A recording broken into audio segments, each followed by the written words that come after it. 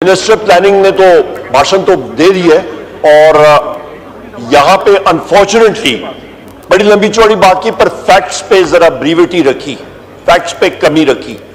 सबसे पहली चीज ये जनाब स्पीकर कि इन्होंने कहा है कि फेडरल पीएसडीपी का और मंसूबे तोड़ दिए गए 18 से लेकर 22 तशरीफ रखें। आपके लीडर ऑपोजिशन बोल रहे हैं, आप सामने से जी शांति के दास मेहरबानी।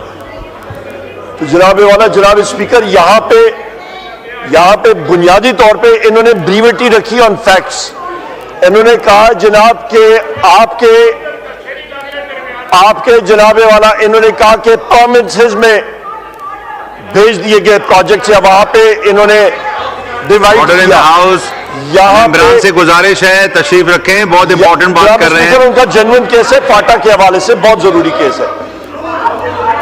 सबसे अहम बात यह है कि इनको यह बुरा लगता है कि बलोचिस्तान पैकेज आया, सिंध के लिए आया, पंजाब के लिए आया, केपी के लिए आया, मर्ज डिस्ट्रिक्ट्स के लिए आया, उसको कंप्लीट किया, उसको आगे हम लोग लेके जा रहे थे।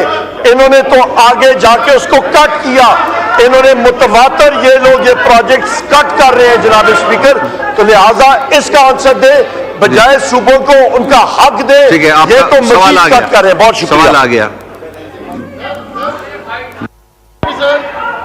ये अपनी सीटों पे तशरीफ रखें जनाब। ऑनरेबल मेंबर से गुजारिश है, सीटों पे। बड़ा इंपॉर्टेंट क्वेश्चन आवर चल रहा है जी। रूल्स को वायलेट नहीं करें जी। Minister planning, honourable minister for planning जी।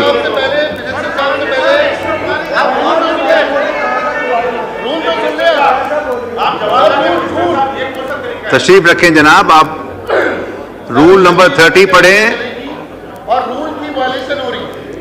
जी बोले सर। ये मोहतरम लीडर ऑफ ऑपोजिशन ने भी अभी एक अपना खिताब फरमाया है।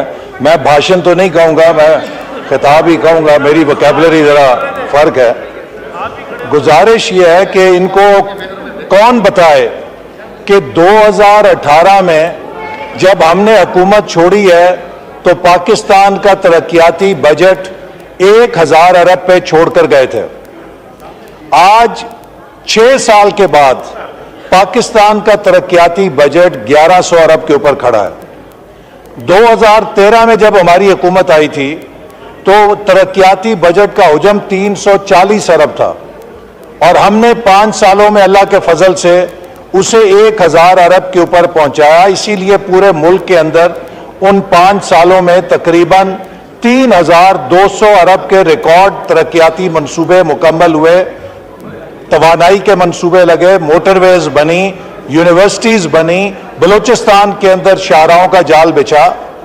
इनके 4 सालों में जो मईशत का बेड़ा गर्क हुआ उसका नतीजा यह निकला कि डेवलपमेंट बजट श्रिंक होना शुरू हो गया और 1000 अरब से घट के तकरीबन 700 अरब के ऊपर आ गया और अब मुश्किल से रेंगता 1100 अरब के ऊपर पहुंचा है।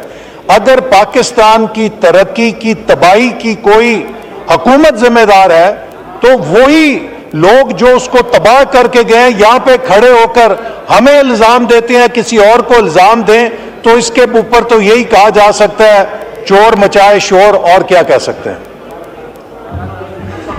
जी। क्वेश्चन सैयद हुसैन तारिक सवाल पूछें।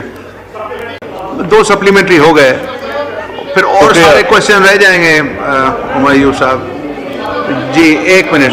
उमर अयूब साहब को बहुत शुक्रिया जनाब स्पीकर। मौसूफ वजीर प्लानिंग ये बताएं कि जिस वक्त पाकिस्तान तहरीक इंसाफ की हुकूमत के खिलाफ वोट ऑफ कॉन्फिडेंस हमारा हुआ था 11 अप्रैल को, उस साल आखिर में जिस वक्त इकोनॉमिक सर्वे शाया हुई तो ग्रोथ रेट इकोनॉमिक सर्वे में क्या शाया हुई, और उसके बाद इसहाक डार जिस वक्त फाइनेंस मिनिस्टर था तो उस वक्त अगले साल क्या ग्रोथ रेट शाया हुई। बहुत शुक्रिया जी। इज़हारुल हसन का आप रिस्पॉन्ड करेंगे जी। Minister for planning.